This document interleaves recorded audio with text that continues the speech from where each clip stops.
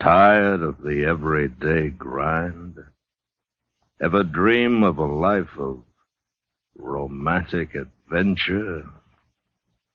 Want to get away from it all? We offer you Escape.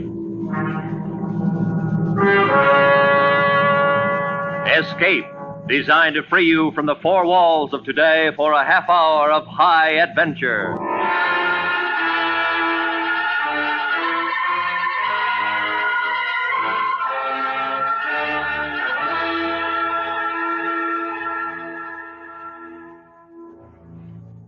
You are a farmer, peacefully working the soil, planting your crops.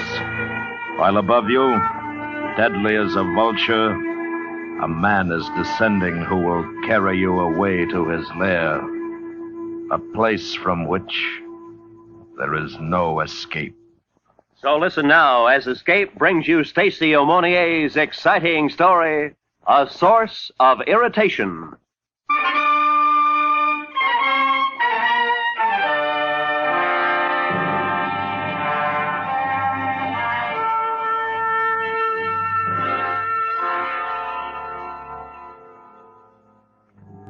You know, whenever the talk turns to the last war and who won it between the correspondents at the Overseas Press Club on Fleet Street, it becomes a hot two-way fight between the Americans and the Englishmen. Myself, I'm a shy man. I keep out of it and order myself a shot of Benedictine and brandy. But privately, I have my own candidate. You can take it for what it's worth, but I'd nominate old Sam Gates. I know about Sam because I had occasion to cover the story for the Times.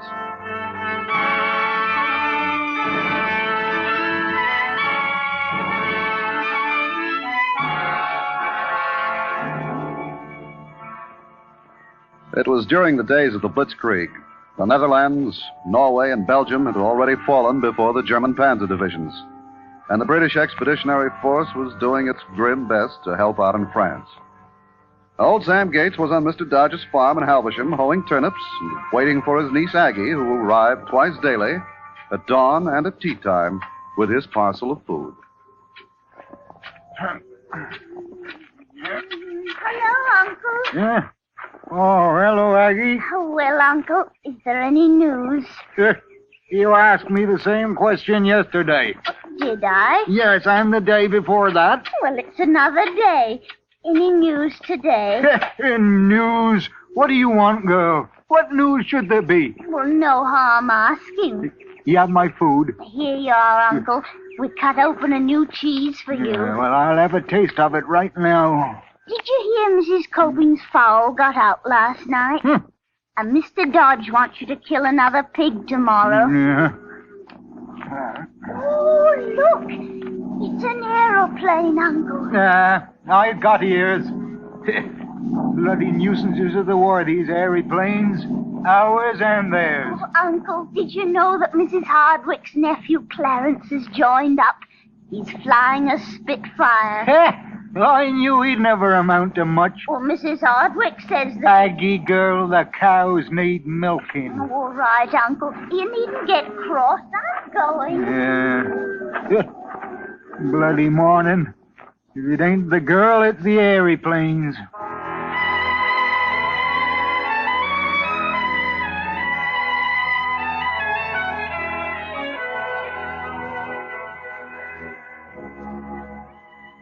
Well, old Sam Gates went back to hoeing his turnips and muttering to himself about this fool world and its inhabitants. But it wasn't an hour later that his thoughts were interrupted by another plane overhead. He waited for it to go away, but it didn't. And what he heard made him look up, startled. A plane was coming down with a Nazi swastika clearly marked on its side, and it was coming down on his field. Oi! Hey there! This ain't no flying field! Stop! Hey! Can't you hear me? You can't land in them turnips. I just hoed them. You there! Oh, you've kicked up 25 yards of Mr. Dodge's good Swedes. And what are you going to do about it? Well, grandfather, stand back there where you are, I shoot. Why, you've no right to come barging in here with that gun. What are you doing on English soil, anyways? Another word and I finish you. Keep your hands in the air and walk to me. Schnell, be quick. Now, what do you want of me? No questions. Closer. There. Halt. Ach, no. Paul Joubert. Heil Hitler. Heil Hitler, me foot. I'm not much in favor of Mr. Hitler. Hey, what are you talking about, Herr Joubert? I ain't no one called Herr Joe Peer, and what's more, I don't want to be. Huh? One moment. What do you do? Hey, wait! My beard ain't for tugging. You've been and gone and lost your mind. Quiet. You, what is your name? Yeah, Sam Gates. And who are you? Never mind. Lie down. Keep your face in the ground. You going to shoot me? Engländer Schweinhund. Hurry, do as I say. I suppose I'll have to.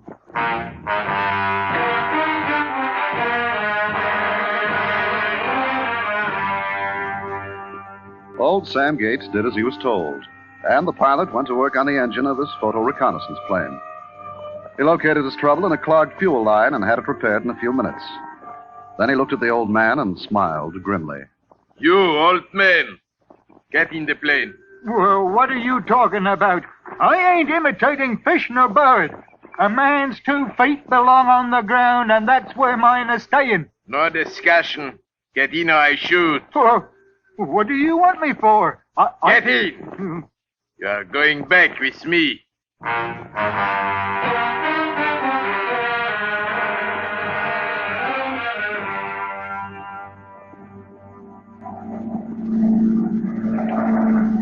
What is the matter, old grandfather? You're so pale.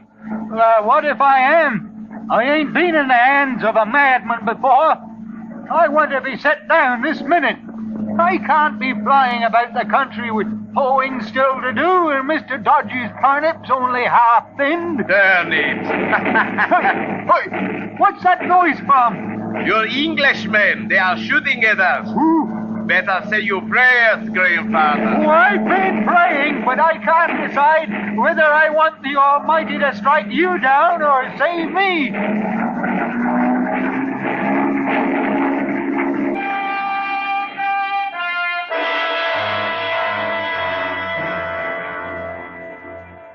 The right wingtip shot away, the fuselage rent with holes as big as a man's fist.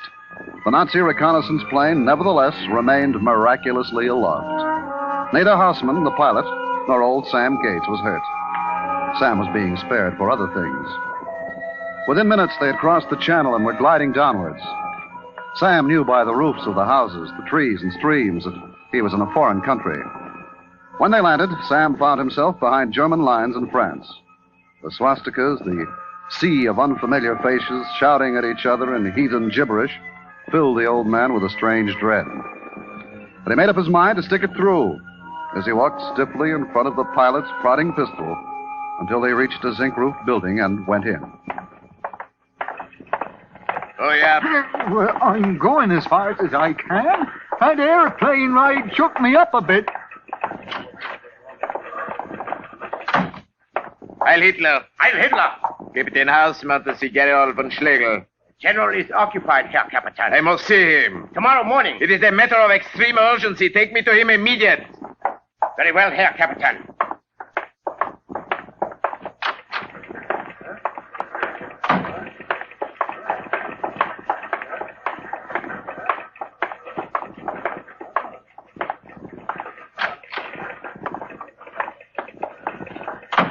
Herr Captain Hausmann, Herr General. Get the pipe out of your mouth. Stand at attention, grandfather. Heil Hitler. Heil Hitler. Now, what is the meaning of this, Hausmann? Who is this old farmer? I brought him from England, Herr General. Hausmann, have you gone mad? That he has. Mad as a March hare. Without a by your leave, he comes thundering out of the sky, kicking up 25 yards of good turnips, and snatches me from the honest toil to go flying off with them. Quiet, you. Herr General, Please, look at him closely. What do you expect me to see, Houseman? No. Paul Joubert. I never heard of any Paul Joubert. My name is Sam Gates, and as much as your flying machine grinds a man's bones to dust, I'll expect you to have one deliver me safe and sound to Mr. Dodge's farm on my native soil, or the king will hear of this. This is not Paul? No, Herr General. Joubert is now a gardener at the convent of St. Eloise, at Maillet-en-Honor, 100 feet from British field headquarters in Paris. I know where he is supposed to be. What is the point of all this, Houseman? Well, Paul Joubert has practically become the eyes and ears of the German army. He delivered us the complete blueprints of the Maginot Line and every move the England has made. You do not have to sing Paul's praises to me. I am well aware he is the best spy in the Third Reich. The Englanders know that too. They put a reward of 10,000 pounds on his head. Twice they have captured him, and each time he has slipped from their fingers. They've gone so far as to distribute his photograph to all commanding officers and their staffs. Houseman, you are pondering the obvious. Now what about this old farmer? He and Paul Joubert are exact identical in appearance. Well? I don't want grandfather over here. But suppose, Herr General, they found the dead body of Paul Joubert. Houseman, you may have something there. I am certain of it. Put grandfather in one of our uniforms with Joubert's identity card in his pocket and allow the Englanders to find him dead behind our line. Excellent. The English will spread the word of Paul's death to the other allies, and the real Paul Joubert will be free to continue his labors undisturbed. Houseman, you are a clever man. Danke, Herr General. Do not worry, Houseman. Word of this will reach the Führer himself. But now we do not have a moment to lose.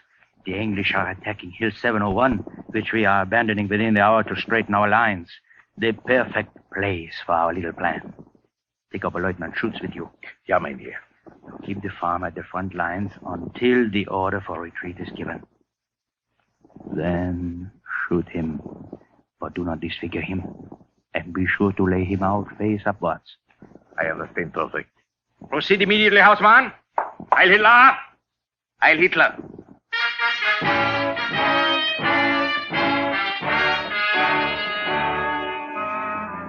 And then old Sam was forced into a Nazi officer's field uniform, a helmet placed on his head, and before he knew where he was going, he found himself at the front.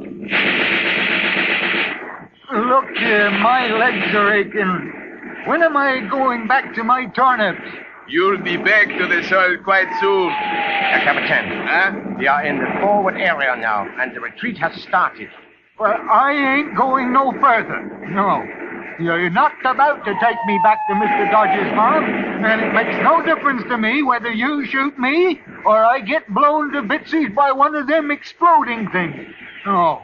I'll have me a last pipeful of tobacco either way.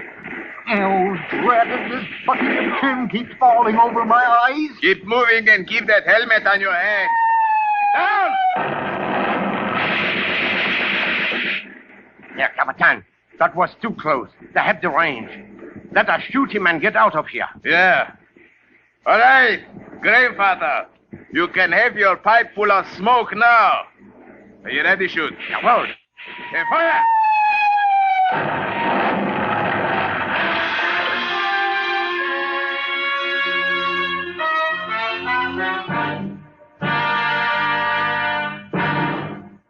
We will return to Escape in just a moment.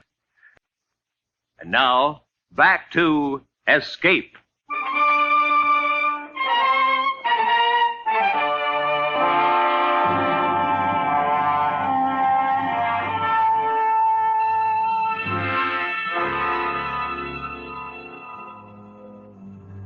That same day, the sun was hot in the midday sky, as an hour later, a forward patrol of English Tommies rounded Hill 701 and saw the bodies of Lieutenant Schutz, Captain Houseman, And behind a rock, old Sam Gates, lying with his pipe still in his hand.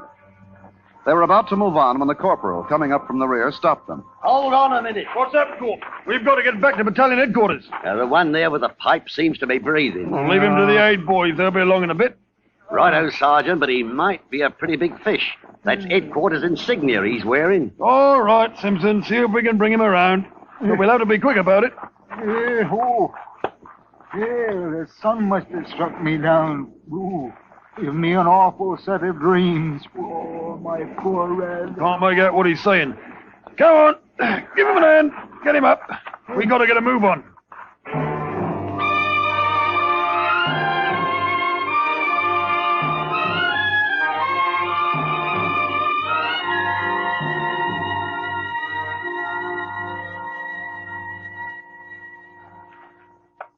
Is this the prisoner, Sergeant? Yes, sir. He's a bit shaken, but otherwise he's all right, sir. Seems to understand English. Name? Sam Gates. Rank? Don't know what you're talking about. Rank. Army rank. Well, I've nothing to do with any armies. You mind telling me where the devil I am? Huh? Speaks English like a native. Your identification card, please. Zigdina identification Karte. Look here, what are you talking Nazi for? You're an Englishman, same as I am. Search him, Sergeant. Yes, sir. Here you are, sir. Thank you, Sergeant. Well, the master spy himself, Paul Lupin. Hell, you won't get away from us this time, Paul. Well, has the whole world gone daft? My name is Sam Gates, and I was christened so by me maiden Aunt Christina. And I'm no Paul Joe Peer, and I never was. Good show, Paul. Good show. My name ain't Paul. I can tell you where I was born and bred and who my wife is. Yes, I'm sure you've got your story worked out to the last detail, but it won't do you a bit of good.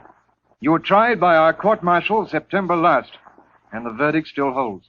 You're going to be executed as soon as possible. Make out the order of execution, Lieutenant. Yes, sir. And you better take the staff car and run down to division headquarters and have General Cartwright sign it. We really don't have much time, sir. The battalion has orders to move forward. Can't you proceed on your own authority? Not with General Cartwright. He worked his way up through the ranks, and he never quite got over it. Yes, sir. He doesn't like it much if you get your officer's commission out of the university. I know. Well, and in particular, he's never forgiven me for having graduated from Oxford. Well, capturing Dupere is going to be quite a feather in your cap, sir. Yes. Well, I'll get going, Lieutenant.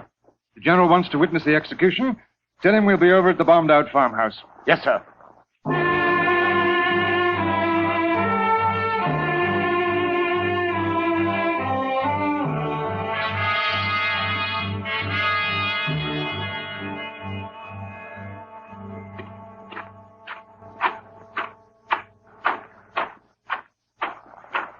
Squad, halt!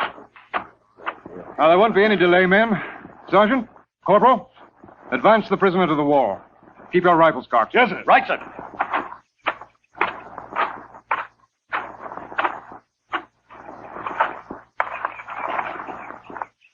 Paul Dupere, have you anything to say before the sentence is executed? My name is Sam Gates, and if I was 20 years younger, I'd give you a punch in the ruddy eye.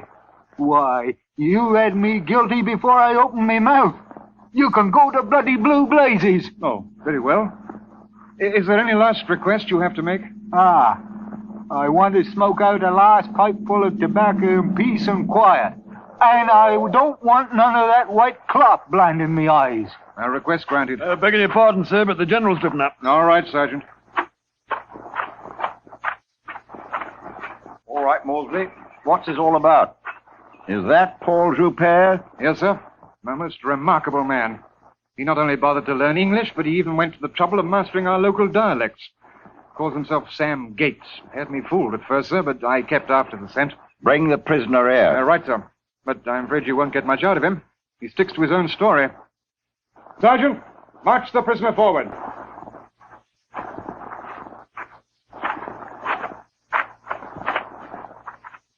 Say your name is Sam Gates? It is. And if you had any sense, you'd believe me. I was minding my business, owing Mr. Dodge's turnips in Alversham, when this Daft Aviator comes swooping down in his aeroplane, tearing up good sweets, and he snatches me away with him. Kidnapped, eh? And how did you manage to get into a Nazi's officer's uniform? Explain that. Oh, they was hatching something, that's what. They forced me to wear a tin bucket and green soldier suits and made me go along with them. Aren't we wasting time, sir? We found Joupert's identification card in his pocket. I told you they was hatching something. They put it in my pocket. How much do you expect us to believe? Oh, I don't ask you to believe anything at all. We'll get to the truth soon enough. Where were you born? Oh, Alversham.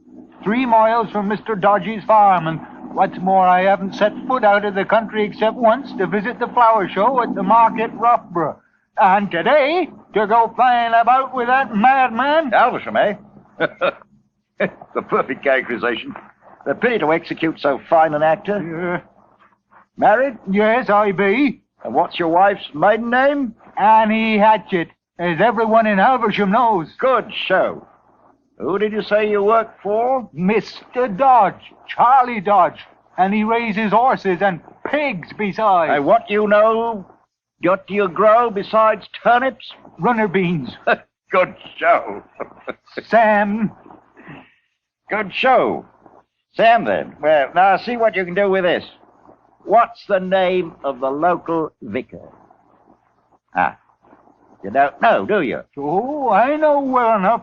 But mentioning him set me thinking that I promised the vicar a pot of beans, which I never did bring.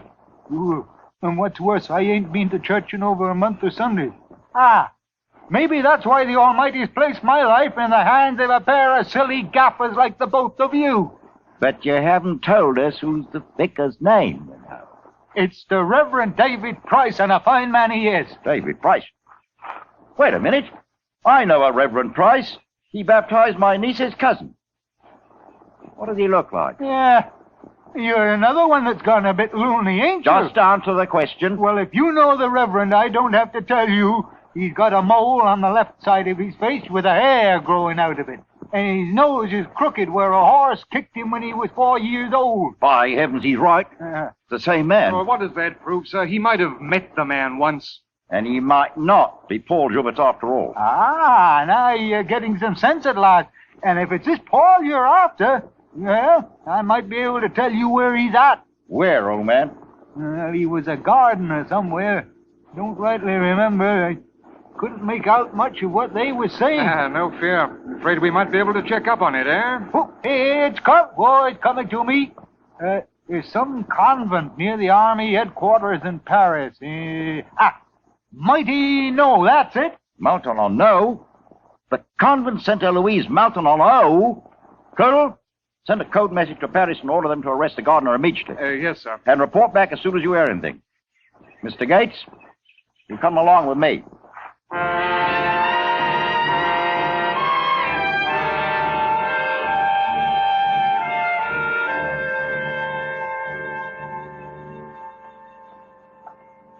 Colonel Mosby reporting to the General, sir. Well? Message from GHQ. They've arrested the gardener, sir. He is Paul Joubert, all right. You realize that Joubert might still be at large? Yes, sir. And Sam Gates here shot to death by his own people? Yes, sir. You're an Oxford man, aren't you, Moresby? Yes, sir. I never went to university. I worked my way up through the ranks. Dismiss!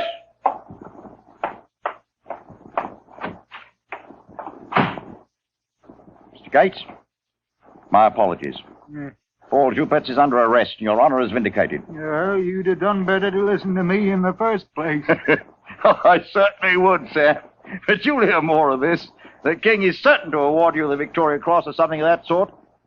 Now, in the meantime, what can I do for you? Well, I want to get back home. That can be arranged. Yeah, but I'd like to get home at tea time. What time's that? Well, 5 o'clock or thereabouts. Wait a minute. Yes, sir.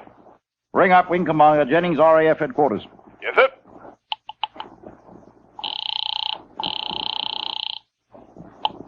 Jennings here? General Cartwright, sir. One moment. Wing Commander Jennings, sir. Right. Commander Jennings speaking. This is General Cartwright. Have you flown the dispatch case out yet? Oh, not yet, sir. Good. There's a little matter which concerns the honor of the British Army. Oh, what's that, sir? A friend of mine's here, Sam Gates. He's come over from England to give us some valuable information. And I promised to have him back at his farm at Aversham before tea time at 5 o'clock. Can you take a passenger? Well, I might be able to manage it, sir, if I can ever find the place.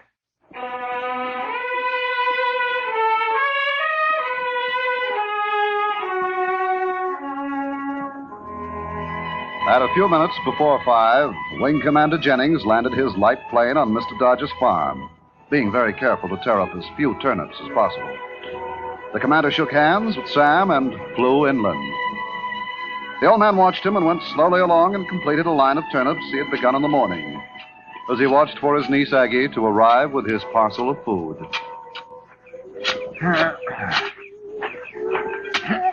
Hello, Uncle. Yeah? Oh, hello, Aggie. Well, Uncle, is there any news? You asked me that very same question this morning. Did I? Yeah. Well, it's another day gone. Any news today? News? What do you want, girl? What news should there be? Ain't it enough to earn a bite to eat and a glass of beer without always wanting news, news, news? Heh! Drat you and your news. Now, you get back home and fetch the pot of runner beans to the vicar, and you be quick about it. All right, Uncle. Oi! And you tell him I'll be at church on Sunday next, for sure.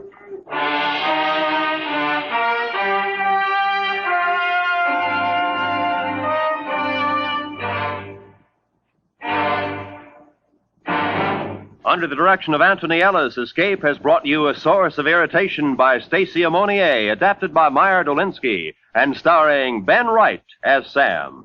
Featured in the cast were Hy Averback, Paul Frees, Jack Crucian, Charlie Lung, Betty Harford, John Dodsworth, Alec Harford, Richard Peel, and Ramsey Hill.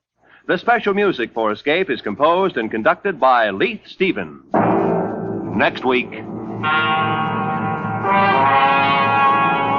You are in the suffocating depths of a jungle, listening to the words of your companion, while the native people, seemingly friendly and quiet, are awaiting the moment to strike, which when they do will mean a fate from which there is no escape.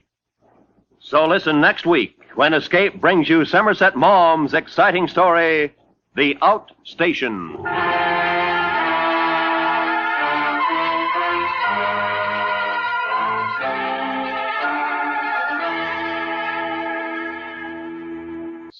This is Roy Rowan speaking. On the CBS Radio Network.